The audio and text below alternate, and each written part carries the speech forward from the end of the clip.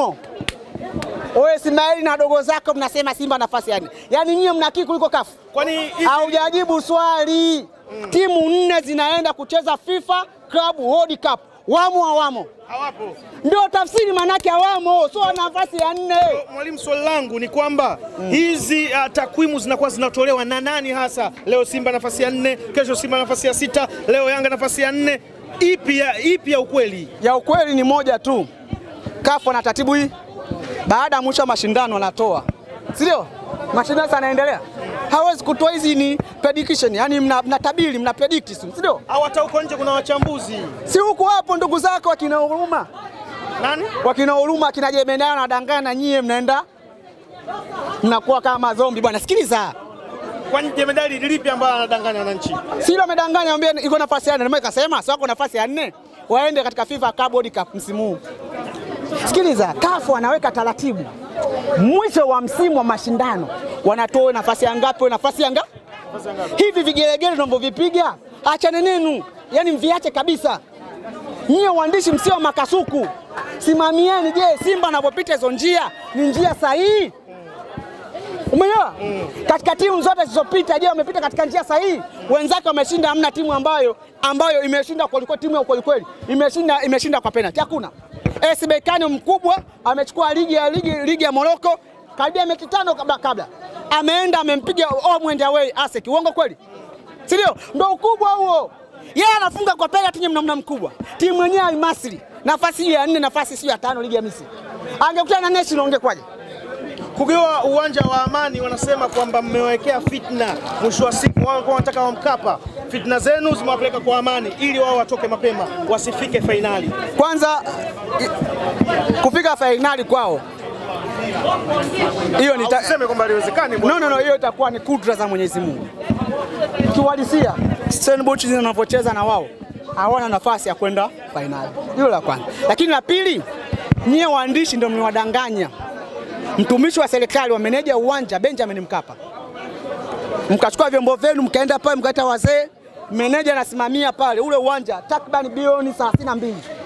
Akasema huu uwanja ni mali ya serikali, ni mali ya maskini wa Tanzania wa nchi hii. Naomba huu uwanja ni utunze. Nyie mkasema meneja kaa pembeni. Wakapewa wale wazee na wale wengine, ile uwanja ukageuka shamba la bibi. Ukauga shamba la mpunga. Wakalima kila sehemu. Mvua kidogo uwanja utamaniki. Unaonekana hata bilioni 32 za serikali zilikuwa zinama. Kumbe kuna watu walipewa uwanja wakageuza shamba la mpunga wakalima. Leo serikali tena inafungia uwanja na tumia fedha nyingine kwa labati. Ndio maana nikasema meneja wa uwanja wa New Amani akileta masiala kama Benjamin Mkapa, akasema uwanja tuwape hao watu wakilima kama Benjamin Mkapa, maana yake wanamwalibu taswira ya mzee Dr.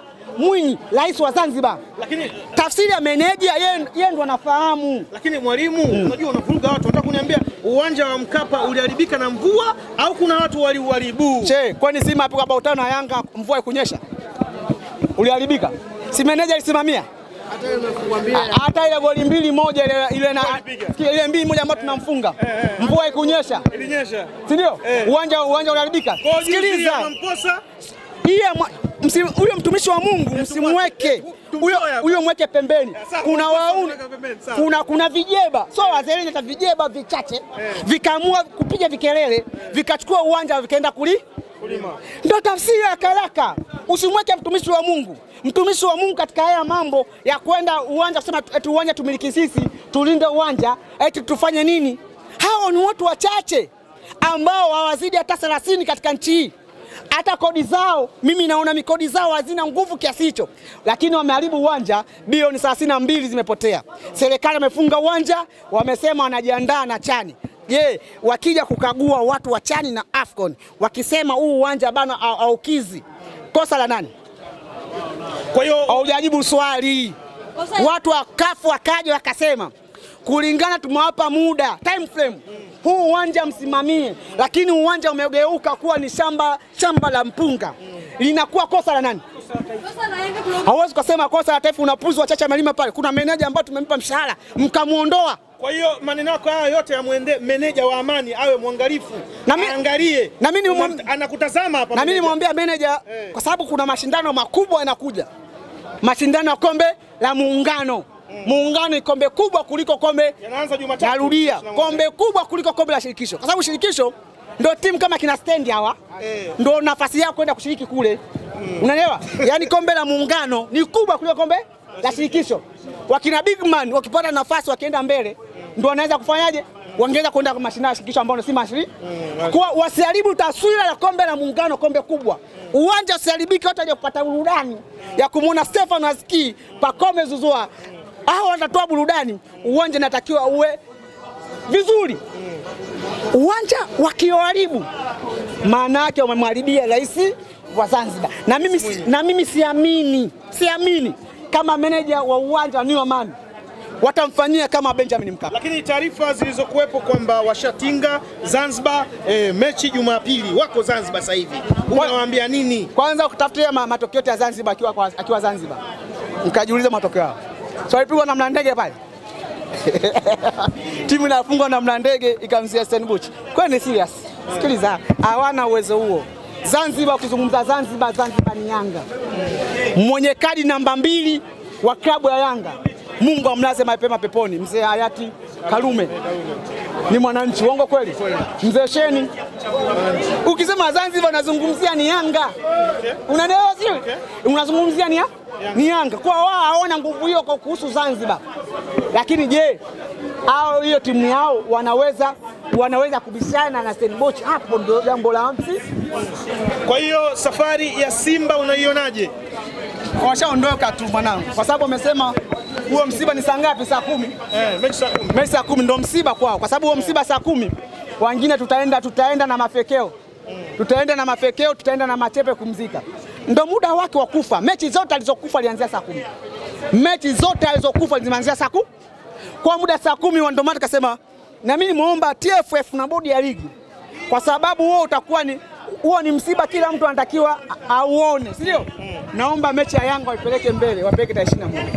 Umbo lao la mbinu kama timu ya Yanga inavyocheza, hawakuachii nafasi ukiwa na mpira, hawakuachii utengeneze nafasi bila mpira. Maana yake ni kwamba wanakupa pressure muda wote.